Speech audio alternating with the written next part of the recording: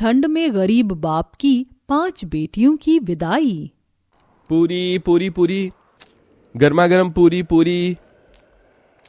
जैसे ही आदमी पूरी से भरा परात लिए लाइन में आगे बढ़ता है, तभी ठंड से ठिठुरता गरीब शंकर अपनी पत्तल बढ़ाकर कहता है, अरे भाई, थोड़ी सब्जी और 2 पूरी डालना। जैसे वो आदमी पूरी देने लगता है, तभी पगड़ी पहने अमीर लालचंद वहां आकर उसे रोकते हुए कहता है, अरे ओ बिरजू, कोई जरूरत नहीं है इसको और पूरी देने की। क्यों रे शंकर, शर्म लाज सब धोकर पी गया है क्या? हाँ, तू घर में 5-5 जवान बेटियों को बिठाए रखा है और यहाँ दूसरे की बेटी की बारात में फ्री फंड का भोज खा रहा है। अरे तेरी सबसे बड़ी बेटी सुधा की जोड़ी की लड़कियां ब्याह करके कब की ससुराल चली गईं और बच्चों की मां बन गईं। तू कब ब्याहेगा अपनी बेटियां? अगर उनको ब्याहना तेरे बस में नहीं था तो 5-5 बेटियों को पैदा ही क्यों किया? मेरे माथे की पगड़ी देख रहा है, बड़े भाग से यह मौका मिलता है एक बाप को बेटी के ब्याह में पगड़ी पहनने का, समझा? लालचंद जानबूझकर पूरे समाज के बीच एक ओर तो अपनी अमीरी का बखान, तो वहीं दूसरी तरफ शंकर की गरीबी की हंसी उड़ा रहा था, जिससे शंकर सबके बीच बहुत शर्मसार होता है और अपनी आंखें झुकाए वहां से घर लौट आता है, जहां एक टूटे फूटे माटी के घर में उसकी बूढ़ी पत्नी जानकी और 5 बेटी सुधा, गहना, कविता, चंदा, राधा उस ठंड में भी एक दिए और जूते के लेस बना रही थी। माँ, मेरा हाथ। तू ठीक तो है राधा? दिखा मुझे अपना हाथ। हे भगवान, तेरा तो हाथ जल गया। कहा था तुझे कि लेस का माल तू ना बना, तुझे दिए पर संभाल कर हाथ चलाना था।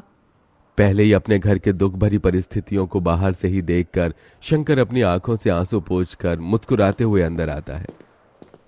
अरे क्या कर रही हैं बाबा की 5 बेटियां? अरे बाबा, आप आ गए। हे भगवान, आप तो ठंड से कांप रही हैं। मैं आपके लिए आग जला देती हूँ। कितनी बार कहा है आपको कि एक स्वेटर अपने लिए खरीद लीजिए, बाहर कितनी ठंड गिर रही है और आपका बुढ़ापे का भी शरीर है।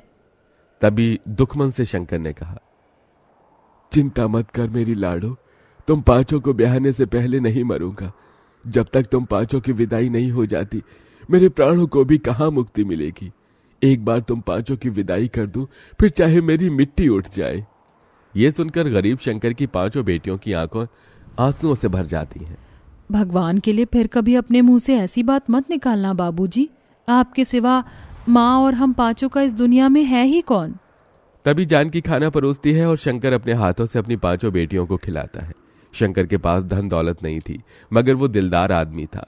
शंकर को हमेशा अपनी 5 बेटियों की शादी और उनकी विदाई की ही चिंता लगी रहती, क्योंकि कोई भी उसे रिश्ता नहीं जोड़ना चाहता था। और कई दफा रिश्ते वाले देखने भी आते तो उसका गरीब घर द्वार देखकर चौखट से ही लौट जाते। ऐसे ही दिन बीतते हैं और शंकर का दूर का रिश्तेदार उसे एक रिश्ता बताता है। जानकी, कल सुधा चंदा को लड़के वाले देखने आ रहे हैं, उन्हें तैयार कर देना। मेरे एक मित्र हैं, उन्होंने ही ये रिश्ता बताया है। ईश्वर करे कि बात बन जाए तो इन दोनों के हाथ जल्दी पीले कर दूंगा। धीरे धीरे करके ही तो अपनी बेटियों का भार उतार पाऊंगा। अगले दिन रमा देवी शंकर की बेटियों को देखने आती है। आइए आइए बहन जी, आपका ही इंतजार था, यहाँ बैठिए। अरे जानकी बिटिया, उसको ले आना। सुधा और चंदा एक बड़ी ही पुरानी सी बनारसी साड़ी में सादगी के साथ आती है और चाय नाश्ता परोसती है। तभी रमा देवी कहती है, देखो भाई साहब, बेटियां तो मुझे आपकी दोनों ही पसंद है, मगर दहेज भी लगेगा। मेरा एक बेटा बैंक में भले ही चपरासी है, मगर सरकारी है, और दूसरा बेटा सरकारी नौकरी की तैयारी कर रहा है। दोनों का ज्यादा नहीं तो 10 लाख दे दीजिए। दहेज की बड़ी रकम सुनकर गरीब शंकर चिंता में आ जाता है। माफ कीजिएगा बहन जी, मैं इतना तो नहीं दे पाऊंगा। एक बेटी होती तो जोड़ जाड़ कर कहीं से भी पैसे भी दे देता, मगर मेरी 2 बेटियों के बाद 3 बेटी और हैं ब्याहने को। मगर ये इस गरीब पिता की जुबान है, मुझसे जितना बन पड़ेगा मैं दूंगा। मैं दोनों के लिए 5 लाख तक दहेज दे दूंगा, और फिर बारात का खर्चा भी तो देखना है। रमा रिश्ता पक्का कर देती है। उसके जाने के बाद चिंता से भरी जानकी ने कहा, अजी 5 लाख रुपए कहाँ से ला कर देंगे? आप कुछ सोचा है? अरे खेत बेच दूंगा जानकी, 4-5 लाख रुपए तो मिल जाएंगे। कम से कम मेरी 2 बेटियों की विदाई तो हो जाएगी।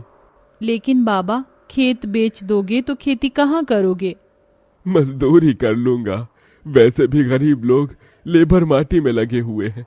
बस तुम पांचों अपने घर द्वार चली जाओ। बेटी की विदाई के लिए मजबूर होकर शंकर अपना खेत बेच देता है, जिसके बदले उसे केवल 2 लाख ही मिलते हैं। पैसे कम पड़ने पर वो अपना घर भी गिरवी रखकर दहेज और बारात का सारा इंतजाम करता है। रमा बारात लेके आती तो है। सभी बाराती ठंड के गर्म कोट, जैकेट, स्वेटर पहने आते हैं, तो वहीं गरीब शंकर धोती और पतले पुराने से कुर्ते, जो कि जगह जगह से फटा होता है, उसमें ठिठुरता हुआ हाथ जोड़े बारातियों का स्वागत करता है। मगर एकदम से रमा की शर्त पलट जाती है। अरे रमा जी, आपने मुझे वचन दिया था, आप ऐसे कैसे बात से मुकर रही हैं?